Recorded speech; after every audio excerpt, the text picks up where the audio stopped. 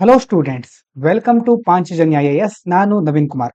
ಇವತ್ತಿನ ದ ಹಿಂದೂ ಪತ್ರಿಕೆಯ ವಿಶ್ಲೇಷಣೆಗೆ ನಿಮಗೆಲ್ಲರಿಗೂ ಸ್ವಾಗತ. ಮುಖ್ಯವಾಗಿ ಎಲ್ಲ ವಿಷಯಗಳನ್ನ ನೋಡ್ತಾ ಹೋಗೋಣ. ಮೊದಲನೇದು, India's choice between progress and parochialism. Progress ಅಂತಂದ್ರೆ ಪ್ರಗತಿ, ಅಭಿವೃದ್ಧಿ ಇದ್ದ ಹಾಗೆ. ಪ್ಯಾರೋಕಿಯಲಿಸಂ ಅಂತಂದ್ರೆ ಸಂಕುಚಿತ ಮನೋಭಾವ. ಯಾವುದ್ರ ಬಗ್ಗೆ ಹೇಳ್ತಾ ಇದ್ದಾರೆ ಅಂತಂದ್ರೆ, English English is essential for jobs and progress. ಉದ್ಯೋಗಾವಕಾಶಕ್ಕೆ ಮತ್ತೆ ಪ್ರಗತಿಗೋಸ್ಕರ ಇಂಗ್ಲಿಷ್ ಬಹಳ ಮುಖ್ಯವಾದಂತಹ ಒಂದು ಭಾಷೆ. Most high paying and global jobs need English skills. Without it many Indians may miss out on opportunities. ಅಂತಂದ್ರೆ ಈಗಿನ ಕಾಲದಲ್ಲಿ ತುಂಬಾ ದೊಡ್ಡ ಸಂಬಳ ಅಂತಂದ್ರೆ ಹೆಚ್ಚಿನ ಸಂಬಳ ಬರಬೇಕು ಅಂತಂದ್ರೆ, ಮತ್ತೆ ಜಾಗತಿಕ ಮಟ್ಟದಲ್ಲಿ ಉದ್ಯೋಗವನ್ನು ಪಡ್ಕೋಬೇಕು, ಬೇರೆ ದೇಶಗಳಿಗೆ ಹೋಗ್ಬೇಕು ಅಂತ ಆದ್ರೆ ಇಂಗ್ಲಿಷ್ ಕೌಶಲ್ಯ ಬಹಳ ಇಂಪಾರ್ಟೆಂಟ್ ಆಗಿದೆ. ಹಾಗಾಗಿ ಒಂದು ವೇಳೆ ಭಾರತೀಯರು ಈ ಕೌಶಲ್ಯದಲ್ಲಿ ಹಿಂದೆ ಬಿಟ್ರೆ, ಈ ಕೌಶಲ್ಯವನ್ನ ಸರಿಯಾಗಿ ಹೊಂದದೇ ಇದ್ರೆ ಉದ್ಯೋಗಾವಕಾಶಗಳನ್ನ ಕಳೆದುಕೊಳ್ಳುವ ಪರಿಸ್ಥಿತಿ ಎದುರಾಗಬಹುದು. Other Asian countries are using English for success. Bharat ಮಾತ್ರ ಅಲ್ಲ, ಈಗ ಬೇರೆ ಬೇರೆ ಪಕ್ಕದಲ್ಲಿರೋ ದೇಶಗಳು, China, South Korea, Vietnam have made English priority to improve education, technology and business. ಎಲ್ಲ ದೇಶಗಳು, ಏಷ್ಯಾದ ಇತರ ದೇಶಗಳು ಸಹ ಈಗ ಶಿಕ್ಷಣ, ತಂತ್ರಜ್ಞಾನ ಮತ್ತೆ ವ್ಯವಹಾರಗಳನ್ನ ಸುಧಾರಿಸಲಿಕ್ಕೋಸ್ಕರ ಇಂಗ್ಲಿಷ್ ಅನ್ನ ಬಳಸೋದಕ್ಕೆ ಹೆಚ್ಚು ಆದ್ಯತೆಯನ್ನ ನೀಡ್ತಾ ಇವೆ. India has two education system. ಭಾರತದಲ್ಲಿ ಒಂದು ಸಮಸ್ಯೆ ಏನು ಅಂತಂದ್ರೆ, ಎರಡು ರೀತಿಯ ಎಜುಕೇಶನ್ ಸಿಸ್ಟಮ್ ಇದೆ. ಮೊದಲನೇದು private school. Students learn English and get better jobs. ಮೊದಲನೇದು ಪ್ರೈವೇಟ್ ಸ್ಕೂಲ್ಗಳು. ಈ ಖಾಸಗಿ ಶಾಲೆಗಳಲ್ಲಿ ಓದುವಂತ ಮಕ್ಕಳಿಗೆ ಸರಿಯಾದ ಇಂಗ್ಲಿಷ್ ಶಿಕ್ಷಣ ಸಿಗುತ್ತೆ, ಅದರಿಂದಾಗಿ ಅವರು ಮುಂದೆ ಒಳ್ಳೆಯ ಜಾಬ್ಗಳನ್ನ ಪಡಿತಾರೆ. ಆದ್ರೆ government school students are left behind due to language policies. Government ಸ್ಕೂಲಿನ ಸ್ಟೂಡೆಂಟ್ಸ್ ಗಳಿಗೆ ಏನಾಗ್ಬಿಡುತ್ತೆ, ಬೇರೆ ಬೇರೆ ಭಾಷಾ ನೀತಿಗಳಿರುತ್ತೆ, ಹಲವಾರು ಭಾಷೆಗಳನ್ನ ಕಲಿಬೇಕಾಗಿರುತ್ತೆ, ಅದರ ಜೊತೆ ಶಿಕ್ಷಕರ ಕೊರತೆ ಇರುತ್ತೆ, ಹೀಗೆ ಮತ್ತೆ ಮೂಲ ಸೌಕರ್ಯಗಳ ಕೊರತೆ. ಎಲ್ಲಾ ಕೊರತೆಗಳನ್ನ ನಿಭಾಯಿಸೋ ತನಕ ವಿದ್ಯಾರ್ಥಿಗಳು ಸರಿಯಾದ ಒಂದು ಭಾಷೆಯನ್ನ ಕಲಿಯೋದು, ಕೌಶಲ್ಯನ ಪಡ್ಕೊಳ್ಳಿಕ್ಕೆ ಆಗೋದೇ ಇಲ್ಲ. AI and future jobs need English. Research, technology and AI development are all done in English. ಈಗಿನ ದಿನಗಳಲ್ಲಿ ರಿಸರ್ಚ್ ಇರಬಹುದು, ಟೆಕ್ನಾಲಜಿಗೆ ಸಂಬಂಧಪಟ್ಟ ಯಾವುದೇ ಕ್ಷೇತ್ರವನ್ನು ತೆಗೆದುಕೊಳ್ಳಿ, ಅದೇ ರೀತಿ ಎಐ ಹೇಗೂ ಮುನ್ನೆಲೆಗೆ ಬರ್ತಾನೆ ಇದೆ. ಈ ಕ್ಷೇತ್ರದಲ್ಲೂ ಸಹ ಪ್ರತಿಯೊಂದು ಆಗೋದು ಇಂಗ್ಲಿಷ್ ನಲ್ಲಿ. So India must improve English skills to compete globally. ಜಾಗತಿಕ ಮಟ್ಟದಲ್ಲಿ ಬೇರೆ ದೇಶಗಳ ಜೊತೆ ಸ್ಪರ್ಧಿಸಬೇಕು ಅಂತ ಆದ್ರೆ ಮೊದಲು ನಾವು ನಮ್ಮ ಇಂಗ್ಲಿಷ್ ಸ್ಕಿಲ್ ಅನ್ನ ಇಂಪ್ರೂವ್ ಮಾಡಿಕೊಳ್ಳೇಬೇಕು. Balancing English with Indian language is possible. ನಮ್ಮ ದೇಶದ ಭಾಷೆಗಳ ಜೊತೆ, ಸಂಸ್ಕೃತಿಯ ಜೊತೆ ಇಂಗ್ಲಿಷ್ ಅನ್ನು ಸಹ ಬ್ಯಾಲೆನ್ಸ್ ಮಾಡೋದು ಸಾಧ್ಯ ಇದೆ. States like Kerala teach both English and local languages from childhood. ಮಕ್ಕಳು ಚಿಕ್ಕವರಿದ್ದಾಗಿಂದಾನೇ ಅವರಿಗೆ ಇಂಗ್ಲಿಷ್ ಮತ್ತೆ ಆ ಒಂದು ಸ್ಥಳೀಯ ಭಾಷೆಯನ್ನು ಸಹ, ಮಾತೃ ಭಾಷೆಯನ್ನು ಸಹ ಕಲಿಸಲಾಗುತ್ತೆ. Helping students succeed without losing cultural identity. ಹಾಗಾಗಿ ಮುಂದಿನ ದಿನಗಳಲ್ಲಿ ಉದ್ಯೋಗಕ್ಕೆ ಬಂದಾಗ ಅವರಿಗೆ ಇಂಗ್ಲಿಷ್ ಗೊತ್ತಿರುತ್ತೆ. ಅದೇ ರೀತಿ ತಮ್ಮ ತಮ್ಮ ವಾಸಸ್ಥಾನ ಅಥವಾ ಸ್ಥಳೀಯ ಪ್ರದೇಶಗಳಿಗೆ ಹೋದಾಗ ಆ ಒಂದು ಸಂಸ್ಕೃತಿಯ ಪರಿಚಯವೂ ಸಹ ಅವರಿಗೆ ಇರುತ್ತೆ. ಹಾಗಾಗಿ ಇವೆರಡನ್ನು ಸಹ ಸಮತೋಲನಗೊಳಿಸ್ಕೊಂಡು ಹೋಗ್ಬೇಕು ಅಂತ ಈ ಆರ್ಟಿಕಲ್ ಅಲ್ಲಿ ಹೇಳ್ತಾ ಇದ್ದಾರೆ. ಇದಾದ ನಂತರ ಮುಂದಿನ ಆರ್ಟಿಕಲ್ ಇಲ್ಲಿ ಈ ಕಡೆ ಕೆಳಗಡೆ ಬಂದ್ರೆ, the gender budget bigger allocation little impact. Budget ನಲ್ಲಿ ಹಣ ಬಿಡುಗಡೆ ಮಾಡಿದ್ರೆ ಸಾಕಾಗುವುದಿಲ್ಲ, ಸರಿಯಾಗಿ ಅನುಷ್ಠಾನವನ್ನು ಸಹ, ಕಾರ್ಯಕ್ರಮಗಳನ್ನ ಜಾರಿಗೊಳಿಸೋದನ್ನು ಸಹ ಮಾಡಬೇಕು ಅಂತ ಹೇಳ್ತಾ ಇದ್ದಾರೆ. ಮುಖ್ಯವಾಗಿ ಜೆಂಡರ್ ಬಜೆಟ್, ಮಹಿಳೆಯರಿಗೆ ಸಂಬಂಧಿಸಿದ ಹಾಗೆ ಏನೇನಿದೆ ಸರ್ಕಾರದ ಒಂದು ಬಜೆಟ್ ನಲ್ಲಿ ಅಂತ ನೋಡೋದಾದ್ರೆ, more money for women's welfare. ಮಹಿಳಾ ಕಲ್ಯಾಣಕ್ಕೋಸ್ಕರ ಸರ್ಕಾರ ಹೆಚ್ಚು ಹಣವನ್ನ ಬಿಡುಗಡೆ ಮಾಡಿದೆ. Government increase the gender budget to 4.49 lakh crore. Gender ಬಜೆಟ್ಗೋಸ್ಕರ ಸುಮಾರು 4.49 ಲಕ್ಷ ಕೋಟಿಯಷ್ಟು ಹಣವನ್ನ ಬಿಡುಗಡೆ ಮಾಡಿದ್ದಾರೆ. 37.25% ಮೋರ್ ದೆನ್ ಲಾಸ್ಟ್ ಇಯರ್. ಹಿಂದಿನ ವರ್ಷಕ್ಕಿಂತ ಸುಮಾರು 37.25% ಅಷ್ಟು ಹೆಚ್ಚಾಗಿದೆ ಈ ಒಂದು ಬಜೆಟ್ನ ಹಣ. Schemes are not helping enough. Even with more money, poor and tribal women are not getting enough real benefits. ಹಣ ಏನೋ ಬಿಡುಗಡೆ ಮಾಡಿದ್ದಾರೆ, ಆದ್ರೆ ಮುಖ್ಯವಾಗಿ ಬಡ ಮಹಿಳೆಯರು, ಅದೇ ರೀತಿ ಬುಡಕಟ್ಟಿನ ಜನಾಂಗದ ಮಹಿಳೆಯರು, ಅವರಿಗೆ ಈ ಒಂದು ಬಜೆಟ್ ನಿಂದಾಗಿ ಬರುವಂತ ಹಣದ ಬಗ್ಗೆ ಆಗಲಿ ಅಥವಾ ಈ ಒಂದು ಸೌಲಭ್ಯಗಳ ಬಗ್ಗೆ ಪರಿಚಯನೇ ಇರೋದಿಲ್ಲ. ಮೊದಲನೇದು. ಎರಡನೇದು, ಪರಿಚಯ ಇದ್ರೂ ಸಹ digital barriers make it hard for them to access schemes. Digital barriers ಗಳು, ತಾಂತ್ರಿಕವಾದಂತಹ ಕೆಲವೊಂದು ಕೊರತೆಗಳಿರುತ್ತೆ. ಡಿಜಿಟಲ್ ಮೂಲ ಸೌಕರ್ಯಗಳನ್ನ ಹೇಗೆ ಬಳಸಬೇಕು ಆ ಒಂದು ವಿಷಯಗಳ ಬಗ್ಗೆ ಅವರಿಗೆ ಜ್ಞಾನ ಇರೋದಿಲ್ಲ, ಜಾಗೃತಿ ಇರೋದಿಲ್ಲ ಆ ಪ್ರದೇಶದಲ್ಲಿ. ಹಾಗಾಗಿ ಎಲ್ಲ ಒಂದು ಕಾರಣಗಳಿಂದಾಗಿ ಆ ಒಂದು ಬಜೆಟ್‌ನ ವಿವಿಧ ಯೋಜನೆಗಳ ಒಂದು ಸೌಲಭ್ಯಗಳು ಅವರಿಗೆ ಸಿಗ್ತಾ ಇಲ್ಲ. Old census data is problem. Last census was in 2011. ಹಿಂದಿನ ಜನಗಣತಿ ಆಗಿದ್ದು 2011ರಲ್ಲಿ. So the government does not have updated data to plan better policies. ಸರ್ಕಾರ ಒಂದು ಯೋಜನೆಯನ್ನ ರೂಪಿಸಬೇಕು ಅಂತಾದ್ರೆ ಅದಕ್ಕೆ ಮೊದಲು ಮಾಹಿತಿ ಬೇಕು. ಮುಖ್ಯವಾಗಿ ಮಾಹಿತಿ ಪಡ್ಕೊಳ್ಳೋದು ಯಾವ್ದ್ರಿಂದ? ಜನಗಣತಿಯಿಂದ. ಯಾವ್ಯಾವ ವರ್ಗಗಳು ಯಾವ್ಯಾವ ಮಟ್ಟದಲ್ಲಿವೆ, ಮತ್ತೆ ಯಾವ ಒಂದು ಪ್ರದೇಶಕ್ಕೆ ಹೆಚ್ಚಿನ ಹಣದ ಅವಶ್ಯಕತೆ ಇದೆ, ಎಲ್ಲ ವಿಷಯಗಳು ನಮಗೆ ಜನಗಣತಿಯಿಂದ ತಿಳಿಯುತ್ತೆ. ಆದ್ರೆ ಜನಗಣತಿ ನಡೆಸಿ ಹಲವಾರು ವರ್ಷಗಳೇ ಕಳೆದು ಹೋಯ್ತು. 2011 ಅಂತಂದ್ರೆ ಈಗ ನಾವು 2025ರಲ್ಲಿ ಇದ್ದೇವೆ. 14, 15 ಇಷ್ಟು ವರ್ಷಗಳು ಕಳೆದ್ರೂ ಜನಗಣತಿ ಆಗಿಲ್ಲ. ಹೀಗಾಗಿ ಸರ್ಕಾರ ಪ್ಲಾನಿಂಗ್ ಅನ್ನ ಮಾಡೋದ್ರಲ್ಲಿ ಸೋಲ್ತಾ ಇದೆ. Funds are not used properly.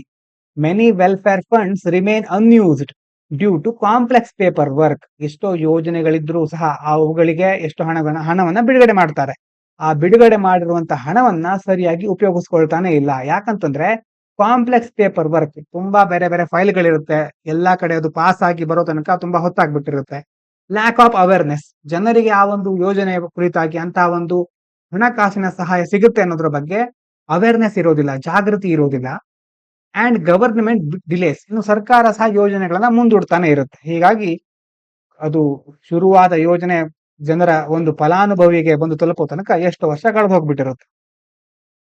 Better implementation needed. The government should include local communities in planning and ensure proper use of funds to help women effectively. ಹಾಗಾಗಿ ಸರ್ಕಾರ ಏನ್ ಮಾಡಬೇಕು?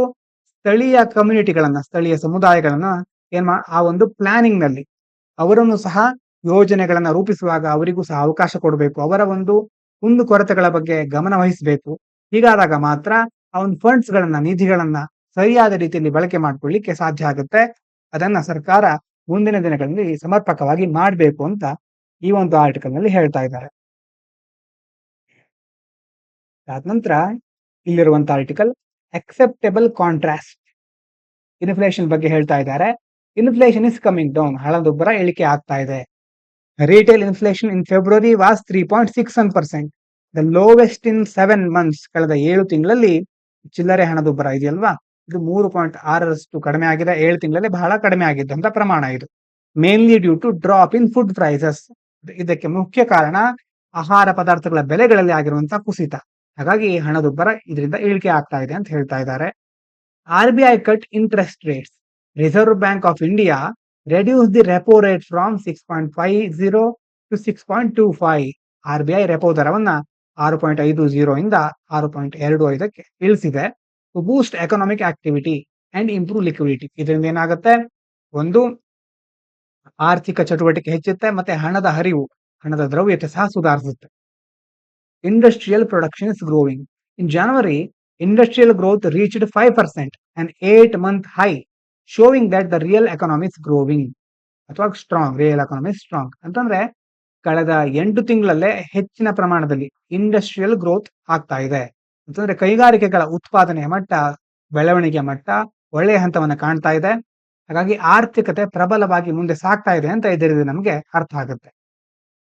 Stock market is struggling. Investment in mutual funds fell by 27%. ಬೇರೆ ಬೇರೆ stock ಮಾರ್ಕೆಟ್ಗಳು, mutual ಫಂಡ್ಗೆ ಸಂಬಂಧಿಸಿದ ಹಾಗೆ ಹೂಡಿಕೆಗಳು 27% ಕುಸಿತವನ್ನ ಕಂಡಿದೆ ಇನ್ ಫೆಬ್ರವರಿಯಲ್ಲಿ. Due to market uncertainty. ಯಾಕಂತಂದ್ರೆ ಮಾರ್ಕೆಟ್ ನಲ್ಲಿ ಇರುವಂತಹ ಅನಿಶ್ಚಿತತೆಯಿಂದಾಗಿ ಈ ಒಂದು ಘಟನೆಗಳು ಸಂಭವಿಸ್ತಾ ಇದೆ. But this may be temporary. ಈ ಸ್ಟಾಕ್ ಮಾರ್ಕೆಟ್ ಮತ್ತೆ ಮ್ಯೂಚುವಲ್ ಫಂಡ್ ಇದರಲ್ಲಿ ಕಂಡು ಬರುವಂತಹ ಘಟನೆಗಳೆಲ್ಲ ಟೆಂಪ್ರರಿ ಆಗಿರುತ್ತೆ ಬಹುಪಾಲು. ಯಾಕಂತಂದ್ರೆ ಕೆಲವು ದಿನಗಳ ನಂತರ ಚೇತರಿಕೆಯನ್ನ ಕಾಣಲು ನಾವು ಸಾಧ್ಯ ಇದೆ.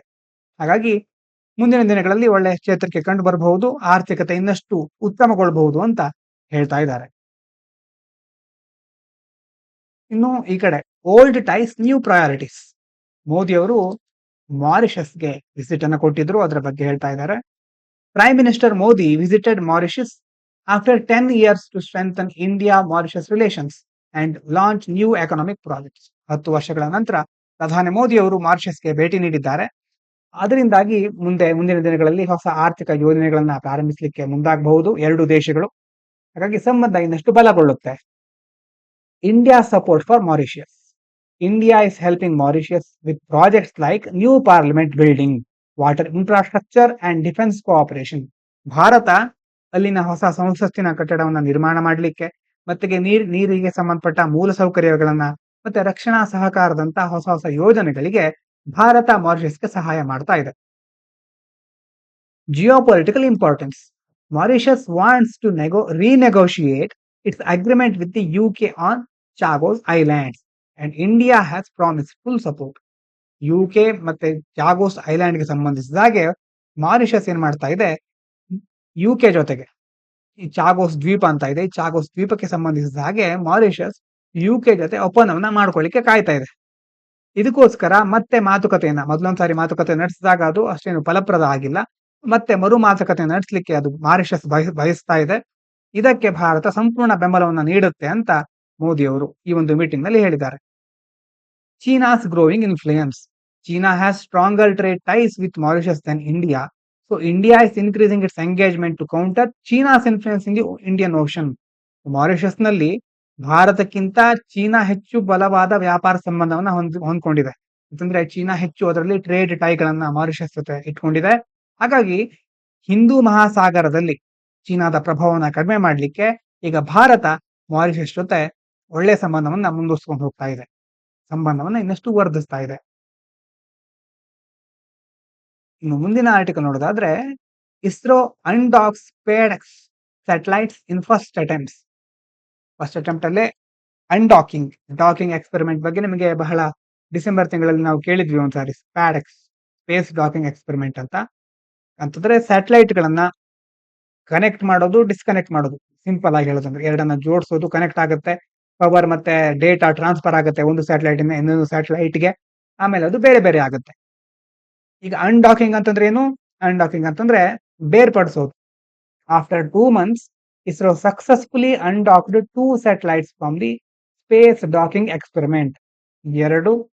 ಈಗ 2 ತಿಂಗಳ ನಂತರ 2 ಉಪಗ್ರಹಗಳನ್ನ ಯಶಸ್ವಿಯಾಗಿ ಇಸ್ರೋ ಅನ್ಡಾಕ್ ಮಾಡಿದೆ, ಬೇರ್ಪಡಿಸಿದೆ. Proving its ability to separate spacecraft in space. ಬಾಹ್ಯಾಕಾಶದಲ್ಲಿ ಈ ಸ್ಪೇಸ್ ಕ್ರಾಫ್ಟ್ ಅನ್ನ ಸಪರೇಟ್ ಮಾಡ್ಲಿಕ್ಕೆ ಸಾಧ್ಯ ಇದೆ ಅಂತ ಇಸ್ರೋ ಈಗ ಪ್ರೂವ್ ಮಾಡಿದೆ. ಹಿಂದೆ ಹಲವಾರು ದೇಶಗಳು ಮಾಡಿದ್ರು ಸಹ ಈಗ ಇಸ್ರೋ ಭಾರತದ ಬಳಿಯೂ ಈ ಒಂದು ಟೆಕ್ನಾಲಜಿಯನ್ನು ಸಾಧಿಸಲಿಕ್ಕೆ ಸಾಧ್ಯ ಇದೆ ಅಂತ ಸಾಬೀತುಪಡಿಸಿದೆ. India's achievement. With this mission India became the 4th country after the US, Russia and China. ಎಷ್ಟನೇ ದೇಶ ಭಾರತ? 4ನೇ ದೇಶ. ಮೊದಲು ಯಾವ್ಯಾವ ದೇಶಗಳು ಇದನ್ನ ಮಾಡಿದ್ವು? US, ಅಮೆರಿಕ, ರಷ್ಯಾ ಮತ್ತು ಚೀನಾ ಈ ಒಂದು ಟೆಕ್ನಾಲಜಿಯನ್ನ ಸಾಧಿಸಿದ್ವು. To achieve space docking and undocking technology. Space dock ಮಾಡೋದು ಮತ್ತೆ ಅನ್ಡಾಕ್ ಮಾಡೋದು, ಈ ಟೆಕ್ನಾಲಜಿಯನ್ನ ಮಾಡಿದಂತಹ 4ನೇ ದೇಶ Bharat. Future space missions. This technology is important for future missions like sending Indian astronauts to the moon. ಮುಂದಿನ ದಿನಗಳಲ್ಲಿ ಭಾರತದ ಗಗನಯಾತ್ರಿಗಳನ್ನ ಚಂದ್ರನಿಗೆ ಕಳಿಸೋದಾಗಿರಬಹುದು, ಮತ್ತೆ ಬ್ರಿಂಗಿಂಗ್ ಬ್ಯಾಕ್ ಸ್ಯಾಂಪಲ್ಸ್, ಅಲ್ಲಿಂದ ಬೇರೆ ಬೇರೆ ಸ್ಯಾಂಪಲ್ ಗಳನ್ನ ಕಲೆಕ್ಟ್ ಮಾಡಿಕೊಂಡು ಭೂಮಿಗೆ ಅದನ್ನ ತರಿಸ್ಕೊಳ್ಳೋದಾಗಿರಬಹುದು. ಅದೇ ರೀತಿ building on Indian space station, ಅಂತರಿಕ್ಷದಲ್ಲೇ ಒಂದು ಬಾಹ್ಯಾಕಾಶ ನಿಲ್ದಾಣ, ಭಾರತದ್ದೇ ಆದಂತಹ ಒಂದು ಬಾಹ್ಯಾಕಾಶ ನಿಲ್ದಾಣವನ್ನ ರೂಪಿಸ್ಲಿಕ್ಕೂ ಸಹ ಈ ಸ್ಪೇಸ್ ಮಿಷನ್, ಈ ಎಲ್ಲಾ ಸ್ಪೇಸ್ ಮಿಷನ್ ಗಳಿಗೆ ಯಾವ್ದು ಹೆಲ್ಪ್ ಆಗುತ್ತೆ? ಸ್ಪ್ಯಾಡೆಕ್ಸ್ ನಿಂದ ಹೆಲ್ಪ್ ಆಗುತ್ತೆ ಅಂತ ವಿಜ್ಞಾನಿಗಳು ಹೇಳ್ತಾ ಇದ್ದಾರೆ. Advanced space technology. Mission also tested transferring power between spacecraft. 2 spacecraft ಗಳ ನಡುವೆ ಪವರ್ ಟ್ರಾನ್ಸ್ಮಿಷನ್ ಸಹ ಮಾಡಿದ್ದಾರೆ. Which is useful for future robotic space missions. ಮುಂದಿನ ದಿನಗಳಲ್ಲಿ ರೋಬೋಟ್ ನ ಮೂಲಕ ಅಥವಾ ರೋಬೋಟ್ ಅನ್ನ ಕಳಿಸಿ ಅದರಿಂದ ಸ್ಪೇಸ್ ಮಿಷನ್ ಗಳನ್ನ ಕೈಗೊಳ್ಳೋದಕ್ಕೂ ಸಹ ಇದು ಹೆಲ್ಪ್ ಆಗುತ್ತೆ. ಅಂಡ್ ಸ್ಯಾಟಲೈಟ್ ಆಪರೇಷನ್, ಸ್ಯಾಟಲೈಟ್ ಗಳ ಕಾರ್ಯಾಚರಣೆಗೂ ಇದರಿಂದ ಹೆಲ್ಪ್ ಆಗುತ್ತೆ. ಇನ್ನು ಮುಂದಿನ ವಿಷಯ ಇಲ್ಲಿ ನೋಡಿ, kidney disease no longer just for the elderly says experts. ಕಿಡ್ನಿಗೆ ಸಂಬಂಧಪಟ್ಟ ಕಾಯಿಲೆಗಳು ಕೇವಲ ಹಿರಿಯರು ಅಂತ ತುಂಬಾ ವಯಸ್ಸಾದವರಲ್ಲಿ ಮಾತ್ರ ಕಂಡು ಬರುವುದಿಲ್ಲ. ಇತ್ತೀಚಿನ ದಿನಗಳಲ್ಲಿ ಯುವಜನರಲ್ಲೂ ಸಹ ಇದು ಕಂಡು ಬರ್ತಾ ಇದೆ ಅಂತ ಹೇಳ್ತಾ ಇದ್ದಾರೆ. Kidney problems are increasing among young Indians due to poor lifestyle choices. ಮುಖ್ಯವಾಗಿ ಕಾರಣ ಏನು ಇದು ಇಂತಹ ಕಿಡ್ನಿ ಡಿಸೀಸ್ ಬರ್ಲಿಕ್ಕೆ? ಲೈಫ್ ಸ್ಟೈಲ್, ನಮ್ಮ ಜೀವನ ಶೈಲಿಯಲ್ಲಿ ನಾವು ತೆಗೆದುಕೊಳ್ಳುವಂತ ನಿರ್ಧಾರ ಇದೆಯಲ್ವಾ, ನಿದ್ರೆ, ಆಹಾರ ಮತ್ತೆ ಡಯಟ್ ಅಂತಂದ್ರೆ ಆಹಾರಕ್ಕೆ ಸಂಬಂಧಪಟ್ಟಿದ್ದು, ಅದೇ ರೀತಿ ಎಕ್ಸಸೈಸ್. ಈ ಎಲ್ಲಾ ವಿಷಯಗಳಿಗೆ ಸಂಬಂಧಪಟ್ಟ ಹಾಗೆ ನಾವು ಏನೇನು ನಮ್ಮ ಆಯ್ಕೆಗಳನ್ನ ಇಟ್ಕೊಳ್ತೇವೆ, ಮತ್ತೆ ನಮ್ಮ ಜೀವನ ಮಟ್ಟ, ಜೀವನ ಶೈಲಿ ಯಾವ ರೀತಿ ಸುಧಾರಿಸ್ತಾ ಇದೆಯಾ ಅಥವಾ ಇನ್ನಷ್ಟು ಹಾಳಾಗ್ತಾ ಇದೆಯಾ ಅನ್ನೋದ್ರಿಂದಾಗಿ ಇಂಥ ಕಾಯಿಲೆಗಳ ಪ್ರಮಾಣ ಇತ್ತೀಚಿನ ದಿನಗಳಲ್ಲಿ ಹೆಚ್ಚಾಗ್ತಾ ಇದೆ. Unhealthy diets, excessive use of pain killers and supplements. ಅತಿಯಾಗಿ ಈ ನೋವು ನಿವಾರಕಗಳು, ಪೇನ್ ಕಿಲ್ಲರ್ ಮೆಡಿಸಿನ್‌ಗಳನ್ನ ತೆಗೆದುಕೊಳ್ಳೋದು. ಸಪ್ಲಿಮೆಂಟ್ಸ್ ಅಂತಂದ್ರೆ ನಾವು ತಿನ್ನುವ ಆಹಾರ ಬಿಟ್ಟು ಎಕ್ಸ್ಟ್ರಾ ಪ್ರೋಟೀನ್ ಅಂತ ಕೆಲವೊಬ್ರು ತೆಗೆದುಕೊಳ್ತಾರೆ. ಮತ್ತೆ ಅದೇ ರೀತಿ ಬೇರೆ ಬೇರೆ ಸಪ್ಲಿಮೆಂಟರಿ ಮೆಡಿಸಿನ್‌ಗಳನ್ನ ತೆಗೆದುಕೊಳ್ಳೋದ್ರಿಂದಾನು ಸಹ ಕಿಡ್ನಿ ಪ್ರಾಬ್ಲಮ್‌ಗಳು ಹೆಚ್ಚಾಗ್ತಾ ಇದೆ. Silent and dangerous. Kidney disease does not show clear symptoms in the early stages. ಅಂತಂದ್ರೆ ಪ್ರಾರಂಭಿಕ ಹಂತದಲ್ಲೇ ಕಿಡ್ನಿ, ಈ ಮೂತ್ರಪಿಂಡದ ಕಾಯಿಲೆಯ ಬಗ್ಗೆ ನಮಗೆ ಗೊತ್ತಾಗೋದಿಲ್ಲ. Making regular health checkups essential for early detection. ಮೊದಲೇ ಅದನ್ನ ಪತ್ತೆ ಹಚ್ಚಬೇಕು, ಆರಂಭಿಕ ಹಂತದಲ್ಲೇ ಪತ್ತೆ ಹಚ್ಚಬೇಕು ಅಂತಂದ್ರೆ ನಿಯಮಿತವಾಗಿ ಆರೋಗ್ಯ ತಪಾಸಣೆಗಳನ್ನ ಮಾಡ್ಕೊಳ್ತಾನೆ ಇರಬೇಕು. Prevention is better than treatment. ಅಂತಂದ್ರೆ ಚಿಕಿತ್ಸೆಗಿಂತ, ಕಾಯಿಲೆ ಬಂದ ಮೇಲೆ ಚಿಕಿತ್ಸೆ ತೆಗೆದುಕೊಳ್ಳೋದಕ್ಕಿಂತ ಮೊದಲೇ ಅದನ್ನ ತಡೆಗಟ್ಟುವುದು ಹೇಗೆ ಅಂತ ನೋಡ್ಕೊಳ್ಳೋದು ಉತ್ತಮ. Drinking enough water. ಮೊದಲನೇದು ಸರಿಯಾಗಿ ನೀರು ಕುಡಿಬೇಕು, ಡಿಹೈಡ್ರೇಷನ್ ಆಗದೆ ಇರೋ ತರ ನೋಡ್ಕೋಬೇಕು. ಈಟಿಂಗ್ ಹೆಲ್ದಿ, ಸರಿಯಾದ ಆಹಾರ, ಆರೋಗ್ಯಕರವಾದ ಆಹಾರವನ್ನ ಸೇವಿಸಬೇಕು. ಅವಾಯ್ಡಿಂಗ್ ಜಂಕ್ ಫುಡ್ ಅನ್ನ ಸೇವಿಸೋದನ್ನ ನಿಲ್ಲಿಸಬೇಕು. ರೆಡ್ಯೂಸಿಂಗ್ ಸಾಲ್ಟ್, ಉಪ್ಪಿನ ಅಂಶವನ್ನ ನಮ್ಮ ಆಹಾರದಲ್ಲಿ ಕಡಿಮೆ ಮಾಡಬೇಕು. And ಎಕ್ಸರ್ಸೈಸಿಂಗ್ regularly. ಅದೇ ರೀತಿ ನಿಯಮಿತವಾಗಿ ವ್ಯಾಯಾಮವನ್ನ ಮಾಡಬೇಕು. Can prevent kidney diseases. ಈ ಎಲ್ಲಾ ಕ್ರಮಗಳನ್ನ ಕೈಗೊಂಡ್ರೆ ಮೂತ್ರಪಿಂಡಕ್ಕೆ ಸಂಬಂಧಪಟ್ಟಂತ ಕಾಯಿಲೆಗಳನ್ನು ನಾವು ತಡೆಗಟ್ಟಬಹುದು. ಅದಾದ ನಂತರ avoid unnecessary supplements and medicines. ಏನ್ ಹೇಳ್ತಾ ಇದ್ದಾರೆ, ಅನಗತ್ಯವಾಗಿ ಈ ಬೇರೆ ಬೇರೆ ಪೂರಕ ಆಹಾರಗಳು ಅಂತಂದ್ರೆ ಸಪ್ಲಿಮೆಂಟ್ ಅಂತ ಮೊದಲು ಹೇಳಿದ್ವಲ್ವಾ, ಬೇರೆ ಬೇರೆ ನಮ್ಮ ದಿನದ ಊಟ ತಿಂಡಿಯನ್ನ ಬಿಟ್ಟು ಬೇರೆ ಯಾವುದೋ ಮೆಡಿಸಿನ್ ತೆಗೆದುಕೊಂಡು, ಪ್ರೋಟೀನ್ ಅಥವಾ ಬೇರೆ ಬೇರೆ ರೀತಿಯ ಮೆಡಿಸಿನ್ಗಳಿರುತ್ತೆ, ಅದನ್ನ ತೆಗೆದುಕೊಂಡು ದೇಹದ ವಿವಿಧ ಕಾರ್ಯಾಚರಣೆಗಳಿಗೋಸ್ಕರ ಮೆಡಿಸಿನ್ ಮೇಲೆ ಅವಲಂಬಿತ ಆಗುವುದನ್ನ ತಪ್ಪಿಸಬೇಕು. Over use of whey protein ಅಂತಂದ್ರೆ ವೈದ್ಯರ ಸಲಹೆ ಇಲ್ಲದೆ ನಾವು ಯಾವುದೇ ರೀತಿ ಮೆಡಿಸಿನ್ ತೆಗೆದುಕೊಳ್ಬಾರದು. Painkillers and other medicines without doctor advice can damage the kidneys over time. ಈ ರೀತಿಯ ಕೆಲವೊಂದು ಚಟುವಟಿಕೆಗಳಿಂದಾಗಿ ದೀರ್ಘಕಾಲದಲ್ಲಿ ನಮ್ಮ ಕಿಡ್ನಿಗಳಿಗೆ, ಮೂತ್ರಪಿಂಡಗಳಿಗೆ ಹಾನಿ ಆಗ್ತಾ ಹೋಗುತ್ತೆ. ಹಾಗಾಗಿ ಈ ವಿಷಯವನ್ನ ಗಮನದಲ್ಲಿ ಇಟ್ಕೊಂಡು ಕಿಡ್ನಿ ಡಿಸೀಸ್ಗಳು ಯುವ ಜನರಲ್ಲಿ ಯಾಕೆ ಹೆಚ್ಚಾಗ್ತಾ ಇದೆ ಅಂತ ನಿಮ್ಗೆ ಗೊತ್ತಾಗಿದೆ. ಯಾವ ರೀತಿ ಕ್ರಮಗಳನ್ನ ಕೈಗೊಂಡ್ರೆ ಅವುಗಳನ್ನ ಕಡಿಮೆ ಮಾಡಬಹುದು ಅನ್ನೋದನ್ನ ನಾವು ತಿಳ್ಕೊಂಡಿದ್ದೇವೆ. ಮುಂದಿನ ವಿಷಯ, what is hantavirus and how does it spread. Hantavirus ನ ಬಗ್ಗೆ ಒಂದು ಆರ್ಟಿಕಲ್ ಇದೆ. ಏನಿದು ಹ್ಯಾಂಟಾ ವೈರಸ್ ಅಂತಂದ್ರೆ, hantavirus is a deadly virus spread by rodents. Rodents ಅಂತಂದ್ರೆ ದಂಶಕಗಳು ಅಂತ ಕರೀತಾರೆ ಕನ್ನಡದಲ್ಲಿ. ಅಂತಂದ್ರೆ ಅದರಲ್ಲಿ ಇಲಿ ಅಂತಂದ್ರೆ ಈಗ ಮೈಸ್, ರ್ಯಾಟ್ಸ್ ಈ ತರ ಇರುತ್ತಲ್ವಾ, ಈ ತರ ಹಲವಾರು ದಂಶಕಗಳಿದೆ. ಚಿಕ್ಕದಾದಂತಹ ಇಲಿ ರೀತಿಯ ಒಂದು ಪ್ರಾಣಿಗಳು, ಉದಾಹರಣೆಗೆ ಅಳಿಲು ಸಹ ಇದರಲ್ಲಿ ಬರುತ್ತೆ. ಅಂತ ದಂಶಕಗಳಿಂದ ಹರಡುವಂತಹ ರೋಗ ಇದು. ಅಥವಾ ಈ ಒಂದು ವಿಷಯದಲ್ಲಿ ಈ ಒಂದು ಹ್ಯಾಂಟಾ ವೈರಸ್, ಈ ವೈರಸ್ ಹರಡೋದು ಯಾವುದರಿಂದ? ರೋಡೆಂಟ್ಸ್ ಗಳಿಂದ. It can cause serious illness like hantavirus pulmonary syndrome and haemorrhagic fever with renal syndrome. ಅಂತಂದ್ರೆ ಜ್ವರದ ಜೊತೆ ಮೂತ್ರಪಿಂಡಕ್ಕೆ ಒಂದು ಕಾಯಿಲೆ, ಒಂದು ಯಾವುದೇ ಒಂದು ಸಿಂಡ್ರೋಮ್ ಶುರುವಾಗಬಹುದು, ಹೊಸದಂತ ಗಂಭೀರವಾದಂತ ಕಾಯಿಲೆ ಎದುರಾಗಬಹುದು ಮೂತ್ರಪಿಂಡಕ್ಕೆ ಸಂಬಂಧಪಟ್ಟಿದ್ದು. ಹೀಗೆ ಈ ರೀತಿಯಾಗಿ ಈ ಹ್ಯಾಂಟಾ ವೈರಸ್ ಅತ್ಯಂತ ಡೆಡ್ಲಿ ಆಗಿರುತ್ತೆ, ಅಂತಂದ್ರೆ ಮಾರಕ ಆಗಿರುತ್ತೆ. ಹೇಗೆ ಹರಡುತ್ತೆ ಇದು, ಅಥವಾ ಹೇಗೆ ಜನರಿಗೆ ಸೋಂಕು ಬರುತ್ತೆ ಅಂತ ನೋಡೋದಾದ್ರೆ, virus spreads when people come in contact with rodents urine, droppings or saliva. ಅಂದ್ರೆ ರೋಡೆಂಟ್ಗಳ ಮೂತ್ರ, ಮಲ ಅಥವಾ ಅವರ ಲಾಲಾರಸ ಅದರ ಸಂಪರ್ಕಕ್ಕೆ ಬಂದಾಗ, ಅದರ ಜೊತೆ ಎಸ್ಪೆಷಲಿ ಅಲ್ಲಿ ಕ್ಲೀನಿಂಗ್ ಇನ್ಫೆಸ್ಟೆಡ್ ಏರಿಯಾಸ್, ಅದೇ ರೀತಿ ಸೋಂಕಿತ ಪ್ರದೇಶಗಳನ್ನ ಸ್ವಚ್ಛಗೊಳಿಸಬೇಕಾದ್ರೆ ಸಹ ಈ ವೈರಸ್ ಹರಡಬಹುದು. Symptoms and risk. Early symptoms are similar to the flu. ಅಂದ್ರೆ ಆರಂಭಿಕ ಹಂತದಲ್ಲಿ ಈ ಫೀವರ್, ಬಾಡಿ ಏಕ್ಸ್ ಅಂತಂದ್ರೆ ಮೈ ಕೈ ನೋವು, ಜ್ವರ ಇದೆಲ್ಲ ಬರುತ್ತೆ. But later can lead to breathing problems. ಅದಾದ ನಂತರ ಉಸಿರಾಟದ ತೊಂದರೆ. ಇಂಟರ್ನಲ್ ಬ್ಲೀಡಿಂಗ್ ಅಂತಂದ್ರೆ ದೇಹದ ಒಳಗಡೆ ರಕ್ತಸ್ರಾವ ಆಗೋದು, ದೇಹದ ಹೊರಗಡೆ ರಕ್ತ ಬರೋದಲ್ಲ, ಒಳಗಡೆ ರಕ್ತಸ್ರಾವ ಆಗುತ್ತೆ. ಅಂತಂದ್ರೆ ಕೆಲವೊಬ್ಬರಿಗೆ ಮೂಗಿನಿಂದ ರಕ್ತ ಸುರಿಯುತ್ತೆ, ಅದು ಒಂಥರ ಇಂಟರ್ನಲ್ ಬ್ಲೀಡಿಂಗ್. ಅಂತಂದ್ರೆ ದೇಹದ ಒಳಗಡೆ ರಕ್ತಸ್ರಾವ ಆಗೋದನ್ನ ನೀವು ಇಂಟರ್ನಲ್ ಬ್ಲೀಡಿಂಗ್ ಅಂತಂದ್ರೆ ನೀವು ಇಮೇಜ್ ನೋಡಿದ್ರೆ ಗೊತ್ತಾಗುತ್ತೆ. ಒಳಗಡೆ ಬ್ಲಡ್ ವೆಸಲ್ಸ್ ಇರೋದು ಸ್ವಲ್ಪ ದುರ್ಬಲ ಆಗಿ ಅದು ನಾಶ ಆಗುತ್ತೆ. ಯಾವುದೇ ಒಂದು ದೇಹದ ಭಾಗ ಅತಿಯಾಗಿ ಕೆಂಪಾಗಿ ಒಳಗಡೆ ರಕ್ತ ಏನೋ ಸ್ರಾವ ಆಗ್ತಾ ಇದೆ ಅನ್ನೋ ರೀತಿ ಅನಿಸ್ತಾ ಇರುತ್ತೆ. ಇಂಟರ್ನಲ್ ಬ್ಲೀಡಿಂಗ್, ಈ ರೀತಿ ಬ್ಲೀಡಿಂಗ್ ಆಗಬಹುದು. ಕಿಡ್ನಿ ಫೇಲ್ಯೂರ್, ಅದೇ ರೀತಿ ಮೂತ್ರಪಿಂಡ ಸಹ ವೈಫಲ್ಯ ಆಗಬಹುದು. Farmers, campers and people in rodent infested areas are high risk. ಅಂತಂದ್ರೆ ಮುಖ್ಯವಾಗಿ ರೈತರು ಮತ್ತೆ ಈ ಬೇರೆ ಬೇರೆ ಕ್ಯಾಂಪ್ ಮಾಡ್ತಾ ಇರ್ತಾರೆ ಬೇರೆ ಬೇರೆ ಪ್ರದೇಶಗಳಲ್ಲಿ ಅವರು, ಮತ್ತೆ ಈ ದಂಶಕ ಇರುವಂತ ಹಲವಾರು ಬೇರೆ ಬೇರೆ ವಿಭಾಗಗಳಲ್ಲಿ ಅಂತ ದಂಶಕ ಪೀಡಿತ ಪ್ರದೇಶಗಳಲ್ಲಿನ ಜನರಿಗೆ ಹೆಚ್ಚಿನ ಅಪಾಯ ಇದೆ ಇದರಿಂದ. No cure, only supportive treatment. ಇದಕ್ಕೆ ಯಾವುದೇ ಚಿಕಿತ್ಸೆ ಇಲ್ಲ. ಸಪೋರ್ಟಿವ್ ಆಗಿ ಬೇರೆ ರೀತಿ ಸಣ್ಣ ಸಣ್ಣ ಆರೋಗ್ಯಕ್ಕೆ ಸಂಬಂಧಪಟ್ಟ ಒಂದು ಸಪೋರ್ಟಿವ್ ಟ್ರೀಟ್ಮೆಂಟ್ ಅನ್ನು ಕೊಡಬಹುದು. There is no specific cure for hantavirus. Treatment focus on managing symptoms. ಕಾಯಿಲೆಗೆ ಬಂದಂತಹ ರೋಗ ಲಕ್ಷಣಗಳನ್ನ ನಿರ್ವಹಿಸೋದಕ್ಕೆ ಕೆಲವು ಚಿಕ್ಕ ಚಿಕ್ಕ ಟ್ರೀಟ್ಮೆಂಟ್ ಅನ್ನ ಕೊಡ್ತಾರೆ. Like giving oxygen for breathing problems. ಉಸಿರಾಟದ ಸಮಸ್ಯೆ ಇದ್ರೆ ಆಕ್ಸಿಜನ್ ಅನ್ನ ಕೊಡೋದು. And early detection is crucial. ಆರಂಭಿಕ ಹಂತದಲ್ಲಿ ಪತ್ತೆ ಮಾಡೋದ್ರಿಂದ ನಾವು ಇದನ್ನ ಬಹಳ ದೊಡ್ಡ ಮಟ್ಟದಲ್ಲಿ ತಡೆಗಟ್ಟಬಹುದು. ಹಾಗಾಗಿ ಮೊದಲೇ ಅದನ್ನ ಪತ್ತೆ ಮಾಡೋದು, ಚೆಕ್ ಮಾಡಿಸ್ಕೊಳ್ಳೋದು ಬಹಳ ಮುಖ್ಯ. ಇದಾದ ನಂತರ ಮುಂದಿನ article, understanding the neurobiological basis of substance abuse addiction. Addiction ವ್ಯಸನ ಅಂತ ಹೇಳ್ತೀವಲ್ವಾ. Addiction is a brain condition. ಅದು ಬ್ರೈನಿನ ಒಂದು ಕಂಡೀಷನ್, ಬ್ರೈನಿನ ಅಸ್ವಸ್ಥ ಸ್ಥಿತಿ ಅಂತ ಹೇಳಬಹುದು. Addiction is not just a bad habit. ಕೇವಲ ಒಂದು ಕೆಟ್ಟ ಅಭ್ಯಾಸ ಅಲ್ಲ, ಇದು ಚಟ ಮಾತ್ರ ಅಲ್ಲ, ಬಟ್ ಅ ಬ್ರೈನ್ ಡಿಸಾರ್ಡರ್. ಮೆದುಳಿನಲ್ಲಿ ಉಂಟಾಗುವಂತಹ ಒಂದು ಡಿಸಾರ್ಡರ್ ಸಹ ಹೌದು, ಒಂದು ಅಸ್ವಸ್ಥತೆ ಇದು. Affects decision making. ಒಂದು ಚಟದಿಂದ ಏನಾಗುತ್ತೆ, ಸರಿಯಾದ ನಿರ್ಧಾರಗಳನ್ನು ತೆಗೆದುಕೊಳ್ಳಿಕ್ಕೆ ಆಗೋದಿಲ್ಲ, ಮತ್ತೆ ಭಾವನೆಗಳು ಸರಿಯಾಗಿ ನಮ್ಮ ಹಿಡಿತದಲ್ಲಿ ಇರೋದಿಲ್ಲ. ಸೆಲ್ಫ್ ಕಂಟ್ರೋಲ್, ನಮ್ಮ ಸ್ವಯಂ ನಿಯಂತ್ರಣ ವ್ಯವಸ್ಥೆ ಸಂಪೂರ್ಣವಾಗಿ ಹಾಳಾಗ್ಬಿಡುತ್ತೆ. ನಾವು ನಮ್ಮ ಮೇಲೆ ಕಂಟ್ರೋಲ್ನ ಇಟ್ಕೊಳ್ಳಿಕ್ಕೆ ಆಗೋದಿಲ್ಲ. ಹಾಗಾದ್ರೆ how addiction works in the brain. ಹೇಗೆ ನಮ್ಮ ಬ್ರೈನ್ ನಲ್ಲಿ ಇದು ವರ್ಕ್ ಆಗುತ್ತೆ? 3 brain regions play a major role. Addiction ಆದಾಗ ಮೆದುಳಿನ 3 ಭಾಗಗಳು ಇದರಲ್ಲಿ ಮುಖ್ಯ ಪಾತ್ರವನ್ನು ವಹಿಸುತ್ತೆ. ಮೊದಲನೇದು ಬ್ಯಾಸಿಲ್ ಗ್ಯಾಂಗ್ಲಿಯಾ ಅಂತ. ಇದೇನ್ ಮಾಡುತ್ತೆ?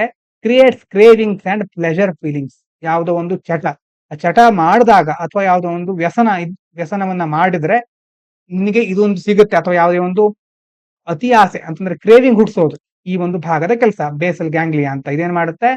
ಈಗ ಒಂದು ಸಿಹಿಯನ್ನ ತಿನ್ನುವಂತ ಒಂದು ವ್ಯಸನ ಇದೆ ಅಂತ ಇಟ್ಕೊಳ್ಳಿ. ಸಿಹಿಯನ್ನ ತಿಂದಾಗ ಬಹಳ ಚೆನ್ನಾಗಾಗುತ್ತೆ, ಅದೊಂದು ಕ್ರೇವಿಂಗ್ ಬರುತ್ತಲ್ವಾ, ಅದನ್ನ ಉಂಟು ಮಾಡೋದು ಬೇಸಲ್ ಗ್ಯಾಂಗ್ಲಿಯಾ. ಅದನ್ನ ತಿಂದ್ರೆ ನಮಗೆ ಏನು ಪ್ಲೆಷರ್ ಸಿಗುತ್ತೆ ಅನ್ನೋದನ್ನ, ಆ ಒಂದು ಭಾವನೆಯನ್ನು ಹುಟ್ಟಿಸೋದು ಬೇಸಲ್ ಗ್ಯಾಂಗ್ಲಿಯಾ. ಎಕ್ಸ್ಟೆಂಡೆಡ್ ಅಮಿಗ್ಡಾಲಾ ಇದೇನ್ ಮಾಡುತ್ತೆ?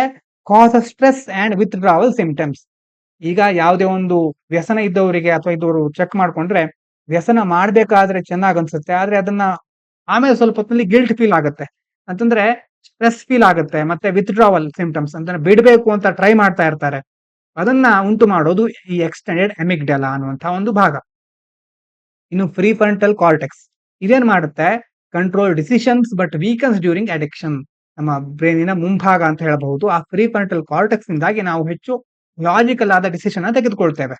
ಇದು ಡಿಸಿಷನ್ ಮೇಕಿಂಗ್ ನಲ್ಲಿ ಹೆಚ್ಚು ದೊಡ್ಡ ಪಾತ್ರವನ್ನು ವಹಿಸುತ್ತೆ. ಆದ್ರೆ ಯಾವಾಗ ವ್ಯಸನಕ್ಕೆ ಒಳಗಾಗ್ತಾರೋ ಆಗ ಇದು ವೀಕ್ ಆಗ್ತಾ ಹೋಗುತ್ತೆ. ಅವರು ಡಿಸಿಷನ್ ಮೇಕಿಂಗ್ ಅಬಿಲಿಟಿಯನ್ನ ಕಳ್ಕೊಂಡ್ಬಿಡ್ತಾರೆ. ಇನ್ನು teenagers are at higher risk. ಮುಖ್ಯವಾಗಿ ಹದಿಹರೆಯದವರು ತುಂಬಾ ದೊಡ್ಡ ಅಪಾಯದಲ್ಲಿದ್ದಾರೆ. Since brain is still developing in teenagers. Teenagers ಅಲ್ಲಿ ಬ್ರೈನ್ ಇನ್ನೂ ಡೆವಲಪ್ ಆಗ್ತಾ ಇರುತ್ತೆ. They are more vulnerable to addiction. ಹಾಗಾಗಿ ಅಡಿಕ್ಷನ್ ಗೆ ಬಹಳ ದೊಡ್ಡ ಮಟ್ಟದಲ್ಲಿ ತುತ್ತಾಗುವ ಅಪಾಯ ಇದೆ. Early exposure increases the chances of life long substance use issues. ಒಂದು ವೇಳೆ ಆರಂಭಿಕ ಹಂತದಲ್ಲೇ ವ್ಯಸನಕ್ಕೆ ಒಳಗಾಗ್ಬಿಟ್ರೆ ಅದು ಅವರನ್ನ ಬದುಕಿರುವ ತನಕ ಸಹ ಕಾಡಬಹುದು. ಆದ್ರೆ ರಿಕವರಿ ಇಸ್ ಪಾಸಿಬಲ್.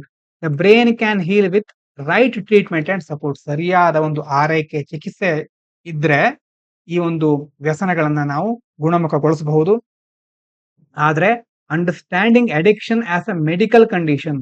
ಯಾರೋ ಒಬ್ಬರಿಗೆ ಒಂದು ಚಟ ಇದೆ ಅಥವಾ ವ್ಯಸನ ಇದೆ ಅಂತ ಆದ್ರೆ ಅದನ್ನ ನಾವು ಒಂದು ಮೆಡಿಕಲ್ ಕಂಡೀಷನ್ ತರ ಟ್ರೀಟ್ ಮಾಡ್ಬೇಕು. ಅವರಿಗೆ ಒಂದು ರೋಗ ಇದೆ, ಅದು ನಾಟ್ ಅ ಪರ್ಸನಲ್ ಫೇಲ್ಯೂರ್. ಅವರ ಜೀವನನೇ ಮುಗಿದೋಯ್ತು, ಈಗ ಅವ್ರು ಯಾವುದಕ್ಕೂ ಉಪಯೋಗ ಇಲ್ಲ ಅನ್ನುವಂತ ಡಿಸಿಷನ್ಗೆ ನಾವು ಬರಬಾರ್ದು, ಅಥವಾ ಸಮಾಜ ಆ ಒಂದು ಡಿಸಿಷನ್ಗೆ ಬರಬಾರ್ದು.